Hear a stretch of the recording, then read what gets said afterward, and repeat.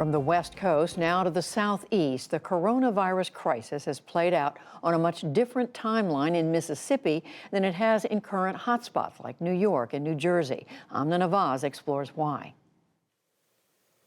Mississippi was one of the last states in the country to record a known coronavirus case and one of the most recent to adopt stay-at-home or shelter-in-place policies statewide.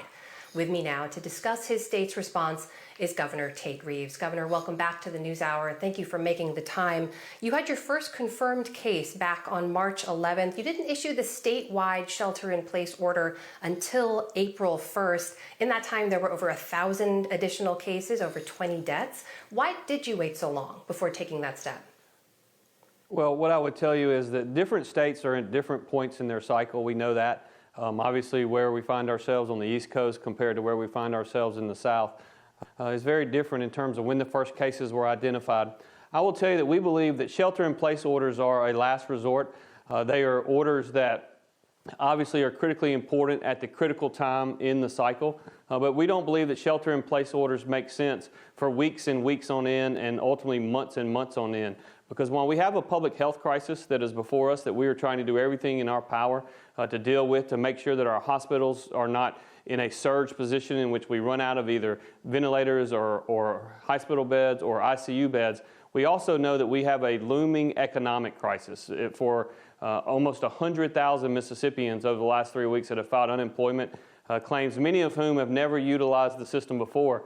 We've got to be aware of that as well, and so we're trying to look at both of those interests and make sure that we protect all Mississippians in this very, very unique time.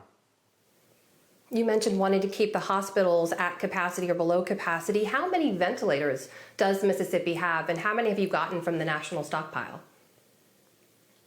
Well, we haven't received any ventilators from the national stockpile, but what we have done is we've gone out and we've been very active on the open market. President Trump and Vice President Pence were very clear about this from the beginning. Everything from ventilators to PPE to other supplies that we need. It was incredibly important that states and hospital systems and everyone in the system continue to utilize their existing supply chains and not simply depend on the federal government for everything. We've worked with our partners in the federal level. We have worked with our traditional supply chains.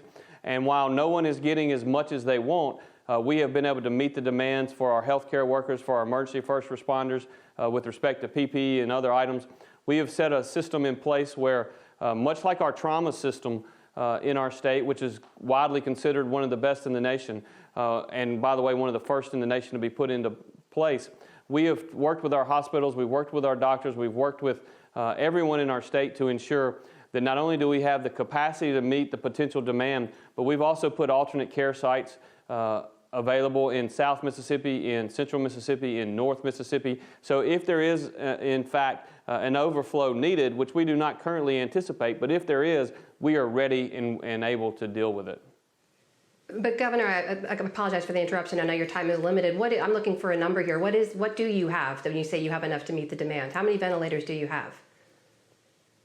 Well, we have approximately 400 ventilators that are available. Now, the latest models, particularly from IHME, actually is suggesting that we'll need approximately 100 ventilators.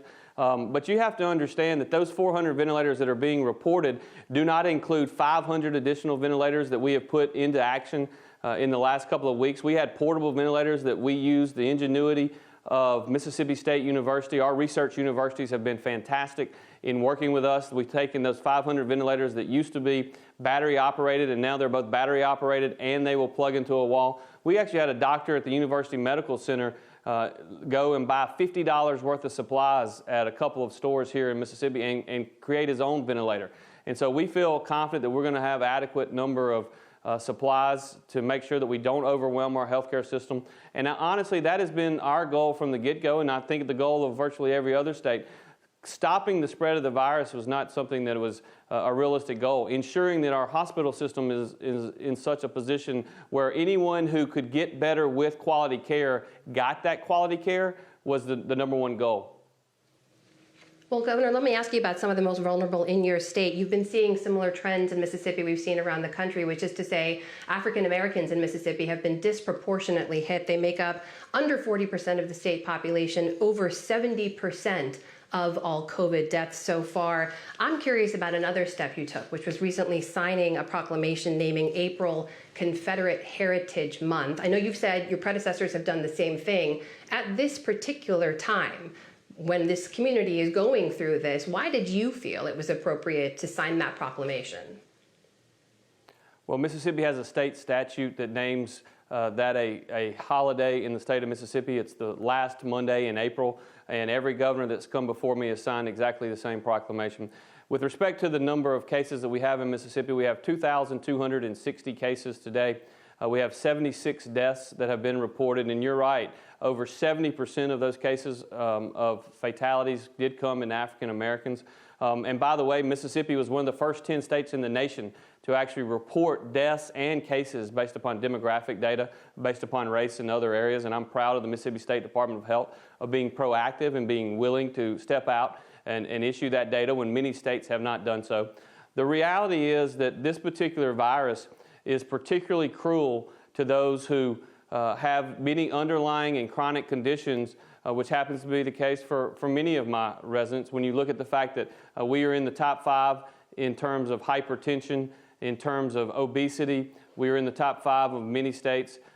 In other areas, we're number 6 across the nation in the number of smokers per capita in Mississippi. And so not only do we have an older population, because this virus is very cruel to those that are 65 and older, it's also very cruel to those who have an underlying health condition. And unfortunately, in our state, that is a larger percentage of the population than in other states. And that's just that's the reality of where we find ourselves. That is Mississippi Governor Tate Reeves joining us tonight. Thank you for your time, Governor. We wish you luck and safety in your state. Thank you so much. Y'all stay safe and be careful.